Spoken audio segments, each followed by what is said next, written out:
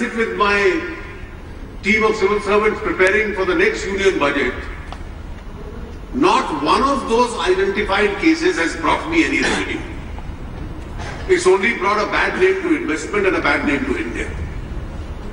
And therefore we are seized of the matter and putting a quietus to most of those disputes is a clear roadmap that this government has chalked for itself. We are creating mechanisms inside the revenue department itself. Things like advanced routing mechanism even for domestic investors. A powerful body to set up, suggest changes which are required in the tax administration, and in the cases already is functioning. The ease of doing business. This is not merely a slogan. But how many steps were taken in the last 10 years which complicated the doing of business? Company law or the corporate affairs is one of the departments I handle. From 2008 to 2013, we spent 5 years bringing a new company law, completely out of tune with the requirements of the current requirements of business. In the initial few months, we were able, after consultation with the industry and the stakeholders, identify at least 50 areas where that one-year law was complicating the doing of business in India. Decision making, the whole concept of corporate democracy, the rule by majority, there have been provisions where it is the veto of the minority which prevails. Now there are some provisions which can be read down by notification, some by rules, and some required to be amended. I have introduced those amendments, the Lok Sabha has already passed them, I am waiting to take them into the Rajya Sabha. The land law. And one of the lessons we have to learn is that if on election eve, just with a focus on electoral results, some legislations or steps are brought in, it's not necessary that they'll get you votes. States like Rajasthan, states like Haryana came out with very populist schemes on the eve of state assembly elections, but the governments who did that lost.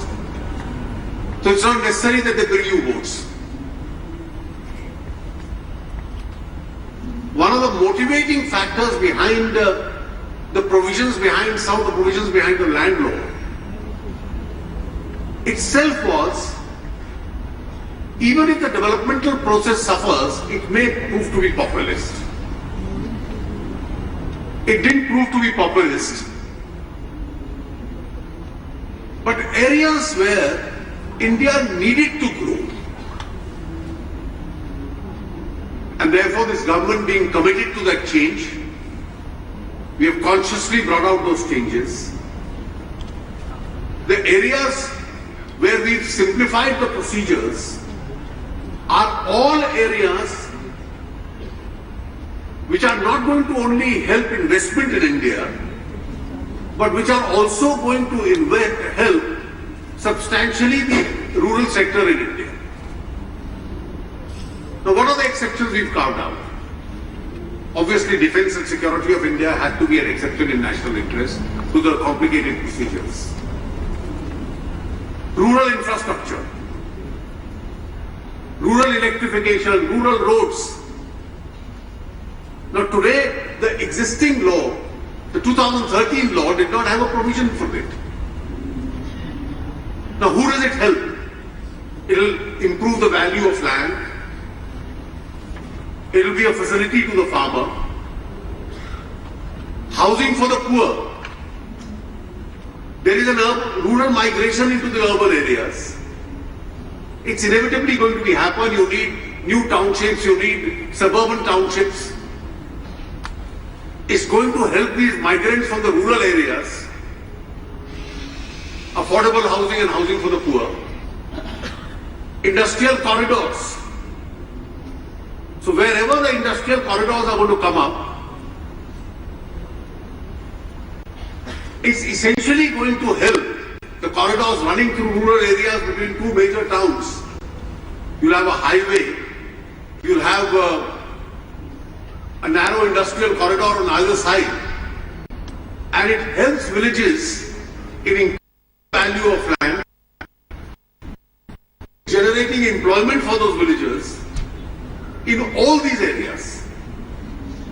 Now, each one of the actions which we've carved out is friendly to rural India. And some provisions which almost rendered economic activity impossible have been altered. Any land which is not built upon in 5 years will have to be returned.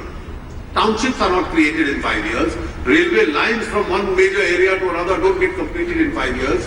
Irrigation projects, dams don't get completed in 5 years. So if the original legislation had stayed, it would have only rendered India into a country of incomplete projects. 5 years, last 15 years I've been seeing the Gandhinagar Surface Highway which led us to this place. So if this law had been in place, you'd probably have a highway at part of the places and agricultural activity at the rest of the places. Now an impractical legislation of this kind therefore had to be altered. The tragedy, however, is that there are people who privately welcome it to me, but say our political compulsion of our parties is that we may have to take a contrarian stand.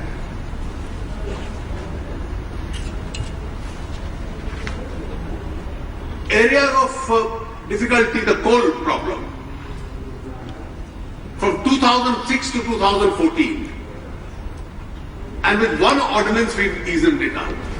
It's been cleared by the lower house, I'm sure it will be cleared by the upper house.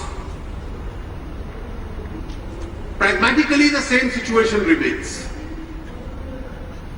You had private parties being given coal blocks on discretionary basis. It was complained that they were being given on a corrupt criteria. The Supreme Court believed it, the CAG believed it.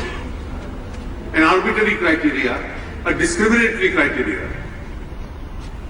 All we've done is that the same people will now have to stand in a queue, bid for it. It's a reverse bidding so that it doesn't increase the prices. The cheaper you get the coal block, the cheaper you supply power. And large sections of the money is earned goes to the consumer through low cost power.